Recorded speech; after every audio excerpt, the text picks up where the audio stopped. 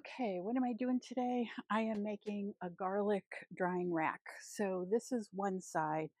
This is my old fence that I took down in the back garden, and these are just 2x4 studs. They were 338 at the big box store, and they're just stapled to this. There will be two of them, so they'll look like a sandwich board or a little A-frame. Um, the garlic will go through all these little holes, and that will dry. Usually I throw them all over my studio, and my studio smells like garlic. It's really intense. So this way, if we don't get rain, or if we do get rain, this would be really easy to close up because it'll be hinged at the top, and then I can put it inside for safekeeping. But anyway, I haven't seen anyone else make these. This is kind of my little thing I have 100 bulbs of garlic to harvest today. So I'm trying to get out of the garden quickly because it's another steamy day. So I've cut 2x4s. Let me get rid of this.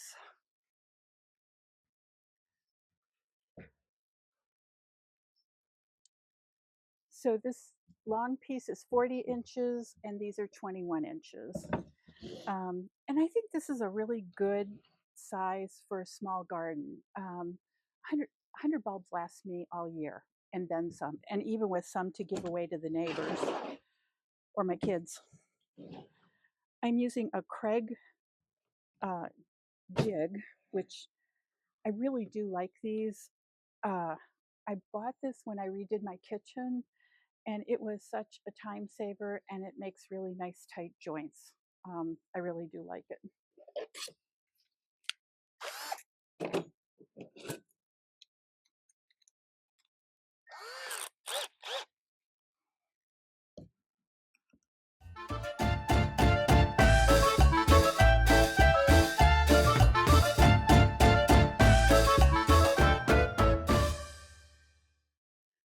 So I'm sure you can see I'm not a cabinet maker.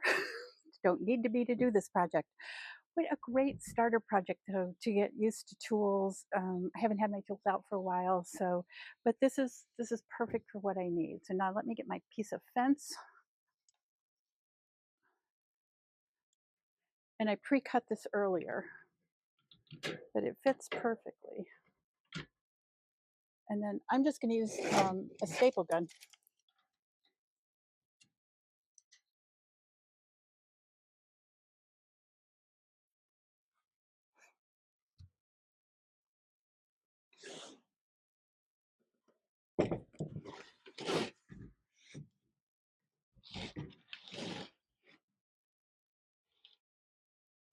Okay, I'm going to go get a couple hinges, which I have tucked away in the studio, and I'll be back to install the hinges, and then I'm going to start digging garlic.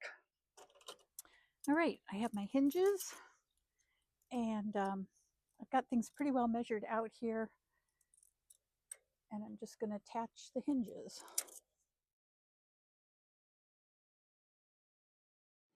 So there are my hinges. Oops. I'm ready to go dig garlic.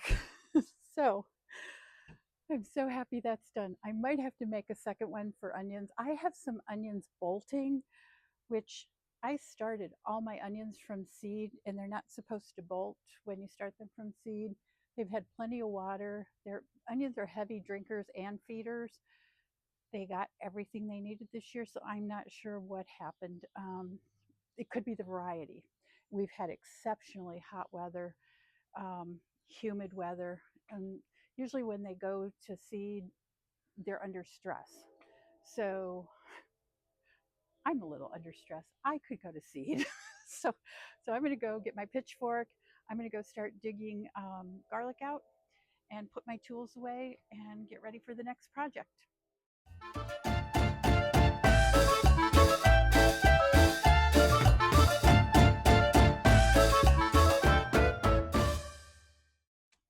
Okay, I'm going to haul these out back. I harvested a bunch of onions that were starting to go to blossom.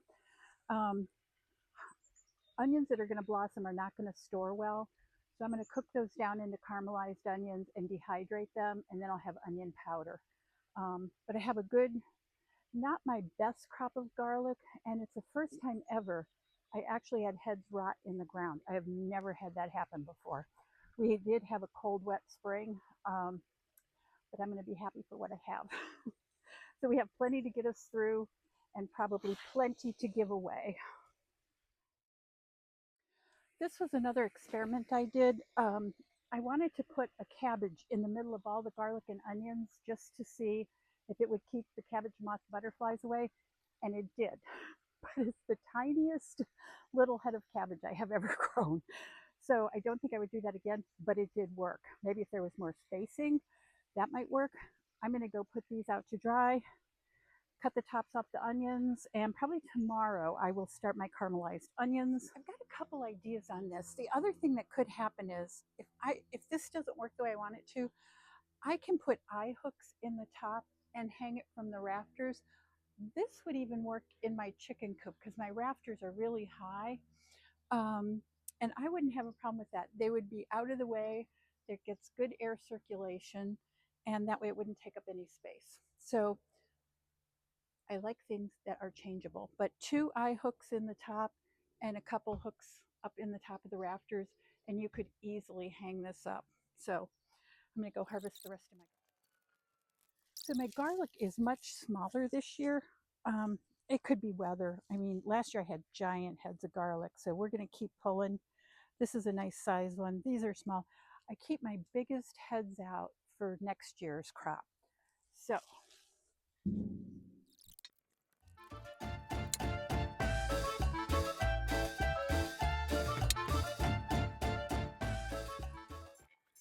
okay, I'm going to run them in the back and put these in the thing that we just built, the garlic dryer, and I'll be back to harvest the second half.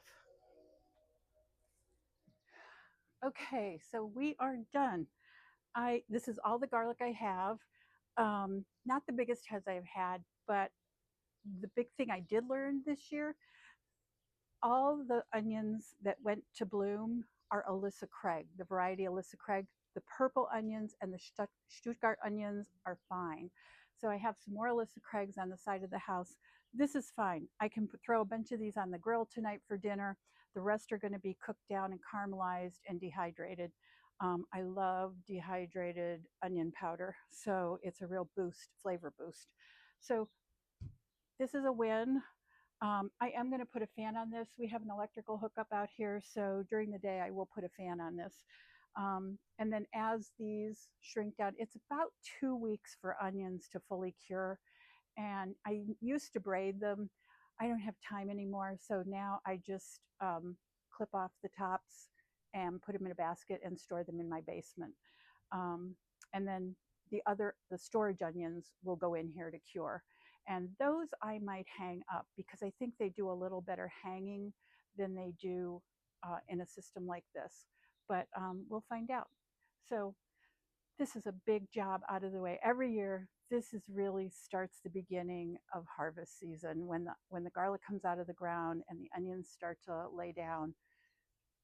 We're headed into some busy time, kitchen time, harvest time, and where I took the garlic out, I'll be putting something else in its place tonight or tomorrow. We have a weekend of 100-degree weather coming, so I'm probably not going to put things out till next week.